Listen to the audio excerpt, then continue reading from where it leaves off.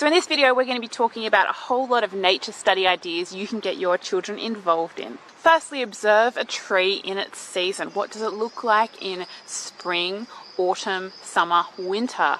What are its different stages? Does it have fruit sometimes? Is it deciduous? Have a look at it closely. Observe a bee as it forages on a flower. What does it do? And then go and research, well, what is a bee? What is its life cycle? Do you have common animals around your area? In Australia, a common animal is the kangaroo, or we have another one, the wombat. Go and research them because your children will be seeing those animals an awful lot. Study photosynthesis. After all, we look around and there's green everywhere. How do plants even live? Study what happens to a plant when it doesn't get water. Study what happens to a plant when it gets too much water. What happens to a tree when you take the bark off it? Does it die? What happens? Get a dead bug and dissect it. See what is inside. Grab a pair of binoculars and go bird watching. Watch what the humble bird does. Watch a spider spinning its web.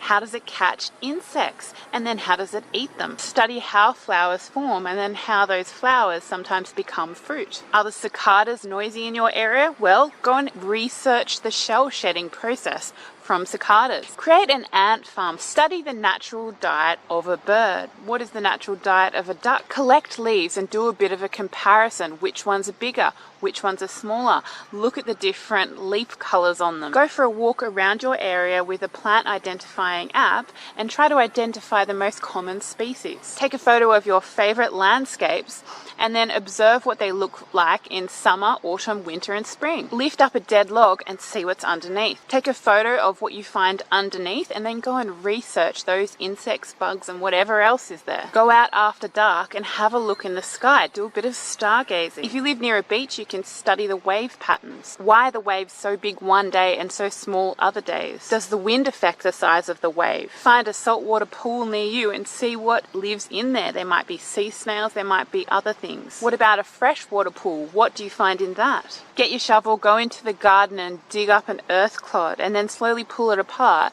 and observe what is actually in the earth. Start a worm farm. Grab a watertight container, fill it with water, put it in a place for a few weeks and then go and see what's actually in the tub you've just filled. Study the different types of grass you see on the lawn. Start a fire with just sticks and rocks. Do a study on how wind spreads seed around. Investigate lightning as a natural regeneration tool. Study insects that people actually eat in other countries. Do a study of all the fruit you know and some of the fruit you don't know. Take out your paints or your pencils and draw a picture of the landscape you see. Sit on a hill and create a map of your local area. Make an artwork out of objects you find in nature. What about buying some seeds, planting them and seeing how they rise up? How long did it take? Which seeds came up first? Research local edible plants or bush tucker.